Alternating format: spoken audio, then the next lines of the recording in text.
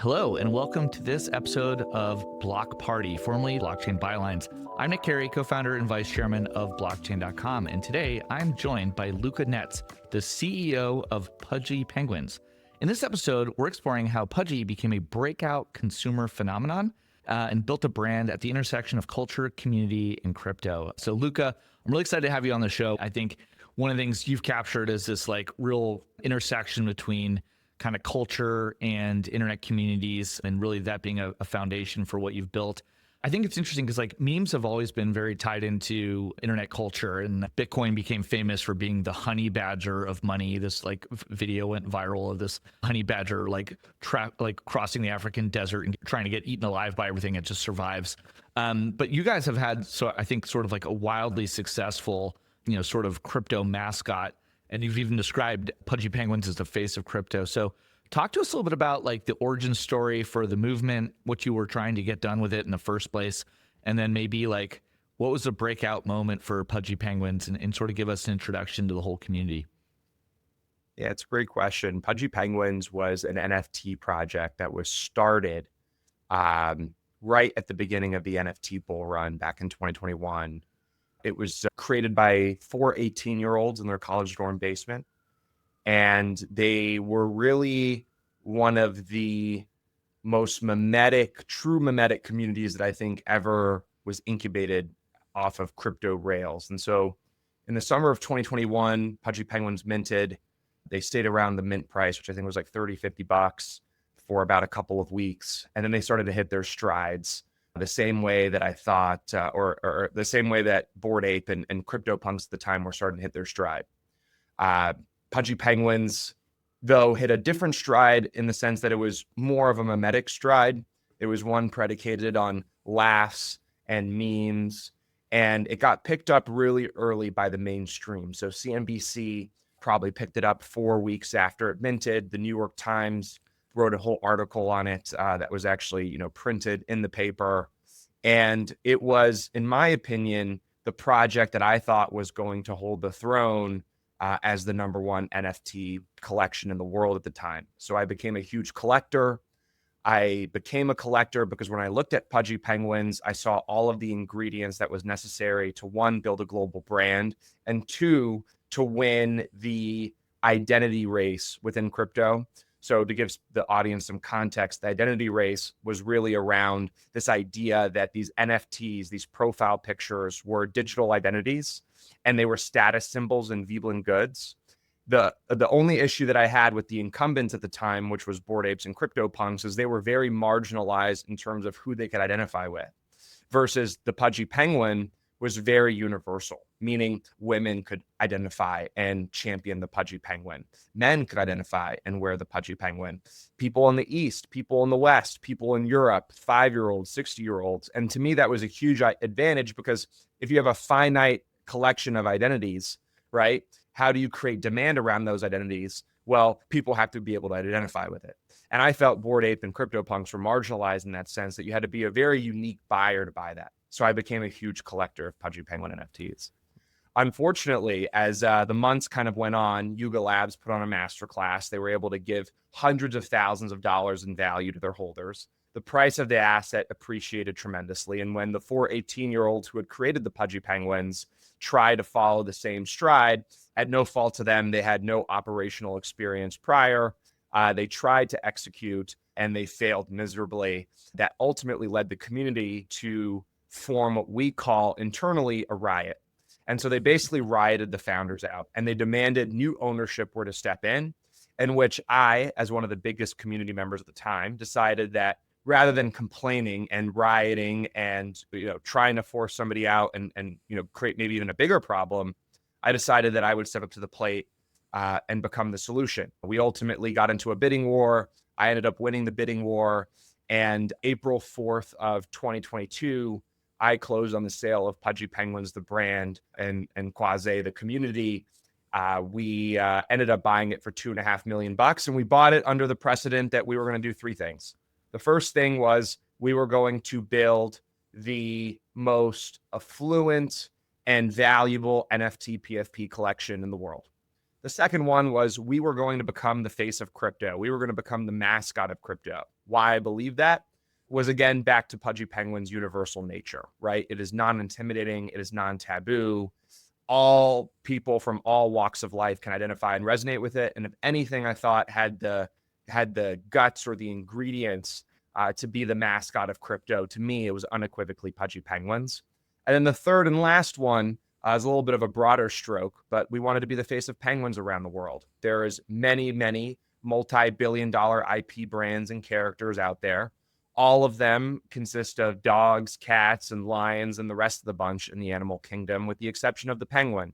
Yet, I believe that people love penguins the same way they love the dog and the cat. Other big mammals. Yet nobody has been able to build a penguin brand that has owned the penguin character. And so that has been our probably 3 swings at bat since we took over. It's been a wild ride since. I mean, we basically purchased Pudgy Penguins at the beginning of the whole FTX implosion. Right, it's and being bear a markets. gigantic multi-month bear market. Yeah. Yeah. NFT royalties went to 0. So I underwrote the purchase, and being able to build the brand off of a steady stream of income that I could use to pay payroll. That income dissipated within 3 months of me coming into the space, at least as a leader and as a founder. And we basically had every moment that we turned our back was against the wall, but we persevered. We dug deep. The community was a huge reason for it. We were able to cultivate, and at the time, to be frank, I bought into what I thought was one of the most affluent and powerful communities in crypto. Thankfully, we've been able to kind of snowball that. I really believe Pudgy Penguins is the cool kids club and the cool kids identity within the space. And we've been making big strides. You know, to the last point of your question, you said, what was the breakthrough moment? There's probably two moments.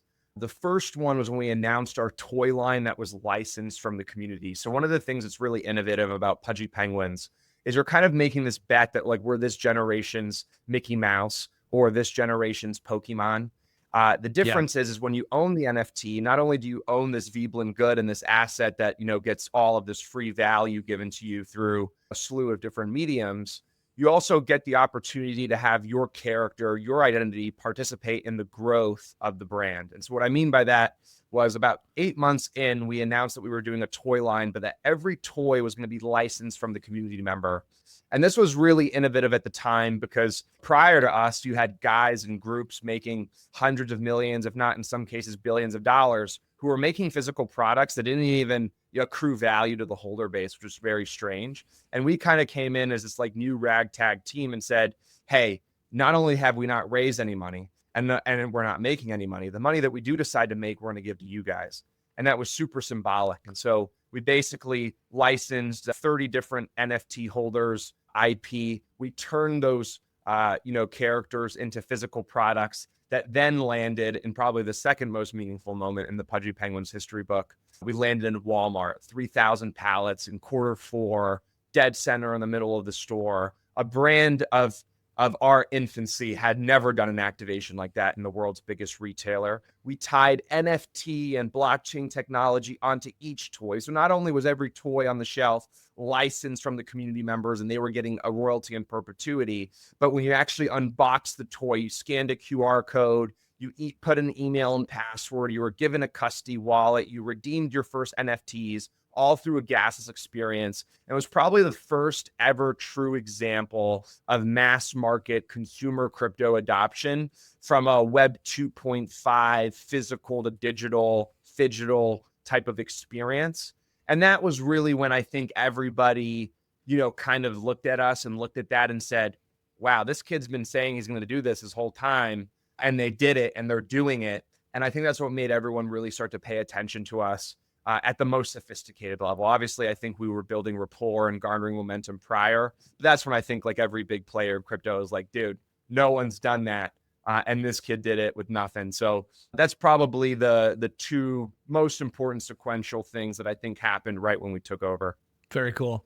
Yeah, it's funny, like when we talk to folks that, have like a more, I don't know, like a legacy traditional background, they always ask, well, what's the point of these things and why do they have value? And it's like, well, let's talk about what you were like when you were a kid. Did you collect baseball cards or, NFL cards or whatever? And they go, oh yeah, of course. And it's like, well, that's the entry point into thinking about collections, but did you ever earn anything for those things? How was the IP licensed? Was there a digital fingerprint for it? How did you prove authenticity for all those things? They acknowledge all those issues with those types of collections.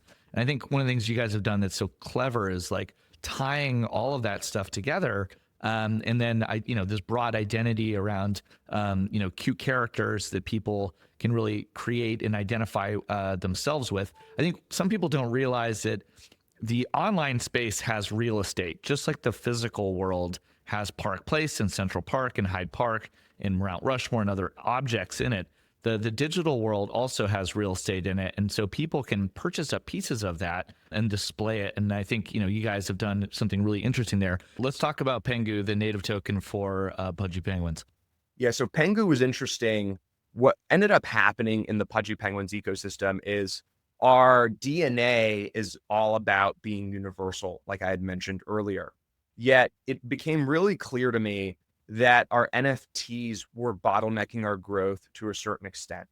And what I mean by that is at a certain point, our NFTs, the minimum price, even today, is $20,000. But at one point it was, $50,000, $60,000, $70,000.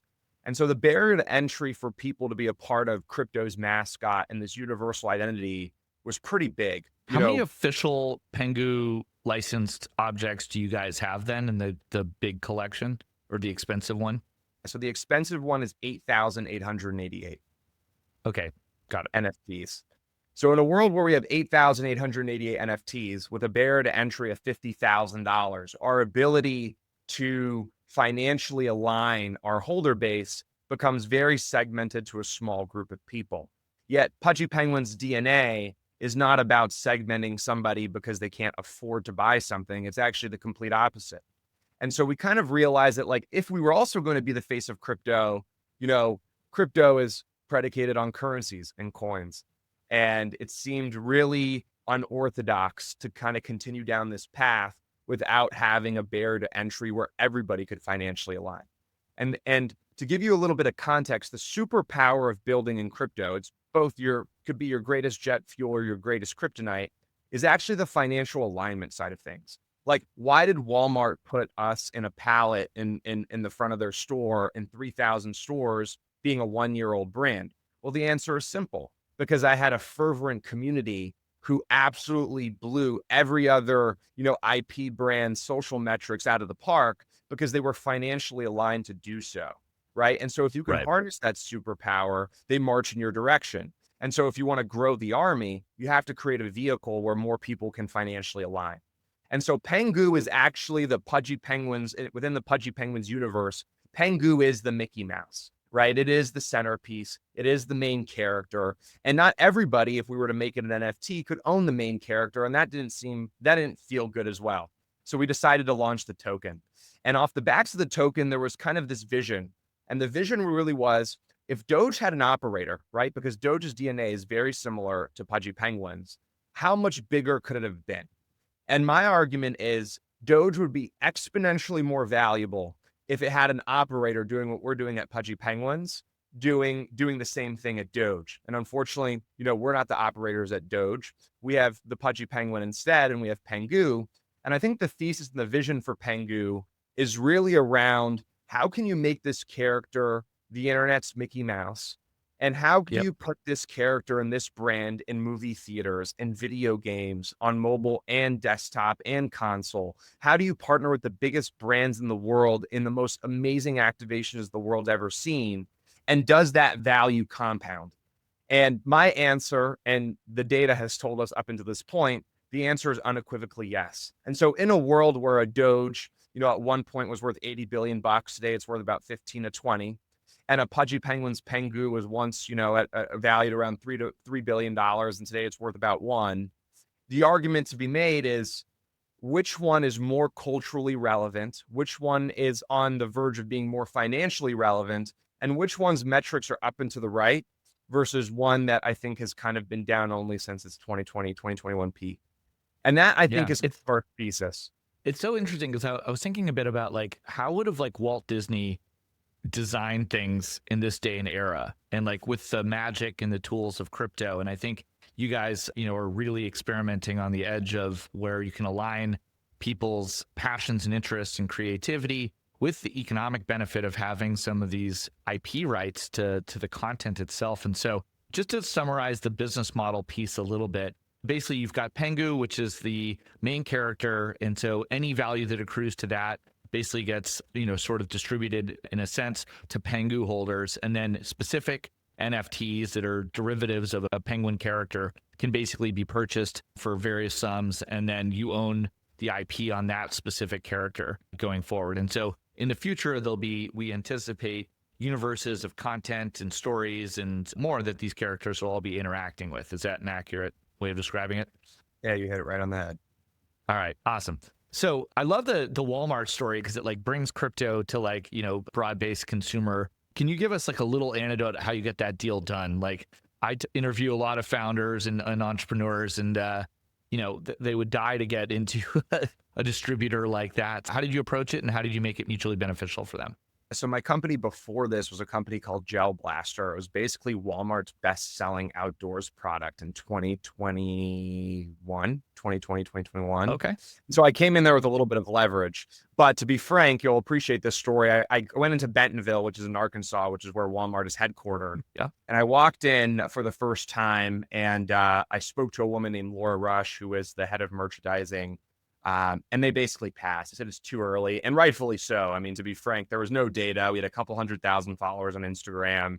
We hadn't really proven anything to the market. The toys hadn't sold yet. So at no fault to them, they passed. Just to give you some context, I made my career in consumer products. So I've sold hundreds of millions of dollars in consumer products since I was 18. I'm 27 today. And I knew there was a way to get them excited.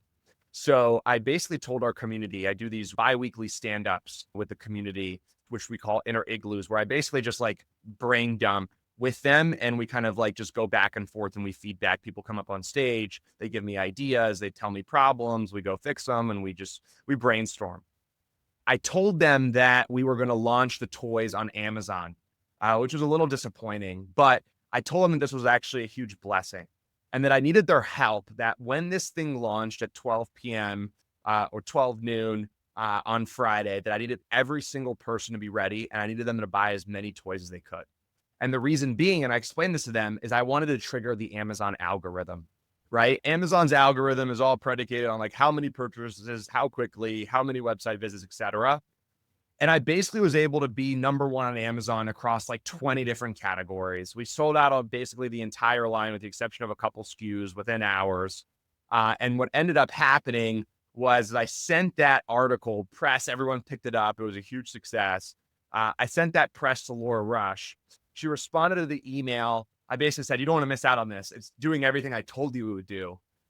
She responds and she says, you have 90 days to put basically 1 million toys, in 3,000 stores in a pallet program. If you can make it happen, you get the spot. If you can't, you can't. And so we somehow, some way get 1 million toys to 3,000 different Walmart locations. And we pull it off literally by the brink of our teeth. I mean, we were, I think, 37 hours away from missing the deadline in which Walmart would have accepted the units and accepted the pallets. And we were able to pull it off. Cool story.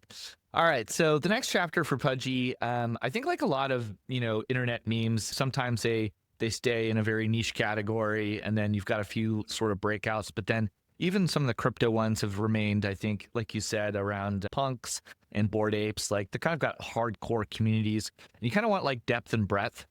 So legitimacy scale, what's coming next? I know you've even traveled to Capitol Hill to talk about all this. Talk to us a little bit about the strategy that you have going forward. And I've even heard, rumors of maybe IPOing this whole thing. So, what kind of milestones need to happen from your perspective as a leader in the space to sort of create confidence in the market?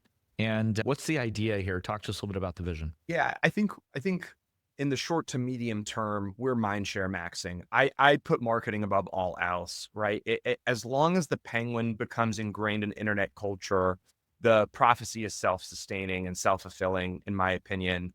And so above all else, that is our number one focus, is just making this thing as popular as possible, which is honestly what I think our team and our organization does best. I'd say one tier down the line from that is we need the credibility with the world's biggest and best brands. We need long form content. You need to be able to watch this thing on Netflix and Hulu Yeah. or Paramount Plus. You need to be able to play this thing on your PlayStation or Xbox. Right now, you can play it on mobile with Play Pudgy Party, which I think is one of the best mobile game launches of the year. Just in general, I think it's a AAA, beautiful game. Anyone listening, download Pudgy Party, experience it for yourself. I think it just speaks to the quality of builds that we do over here. Um, and I think we ultimately have to become that face of penguins. And I think Asia is going to be a huge place for us. We need cafes in Seoul. We need partnerships with Pop Mart, the world's biggest collectible brand today. We just announced a partnership with Bear Brick, which sold out in minutes. For people who are familiar, Bear Brick is one of the iconic cultural collectibles out there. Only the biggest and the best partner with Bear Brick.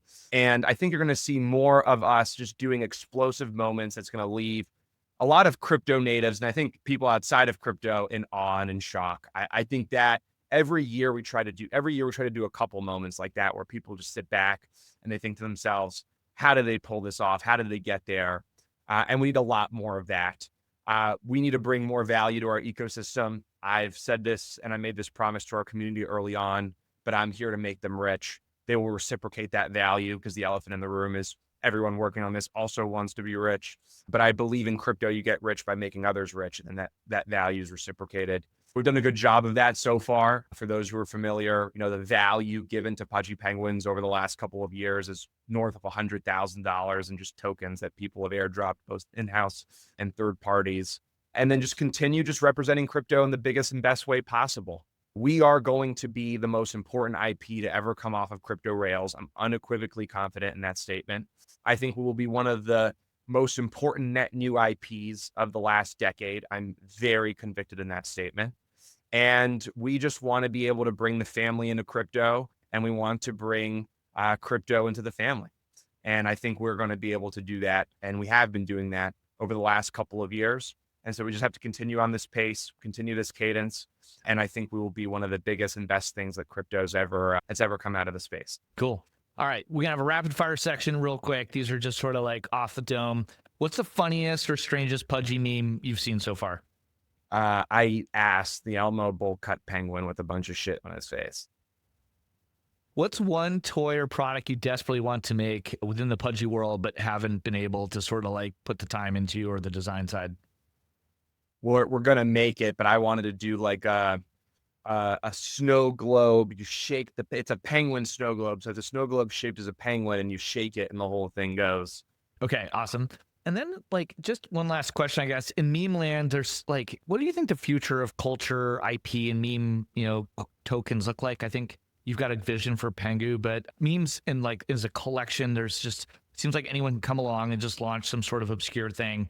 And it's very difficult for consumers or people that are looking for authenticity in this space from a creative and financial perspective to align themselves to something. Like, how do you navigate that? And how do you think regular people should think about it? Yeah, prior to Pengu, the narrative around memes was that they should do nothing. They were lackadaisical in their effort, and it was really predicated on how you could just move the velocity and the momentum of the token up and to the right, up until the music stopped. I think, again, that these tokens have a huge opportunity to go and push crypto forward in a way that I frankly think no other coin in crypto can do. If you think about meme coins have the ability to emotionally attract an audience in a way that your local layer 1 and layer 2 and layer 8 can't do.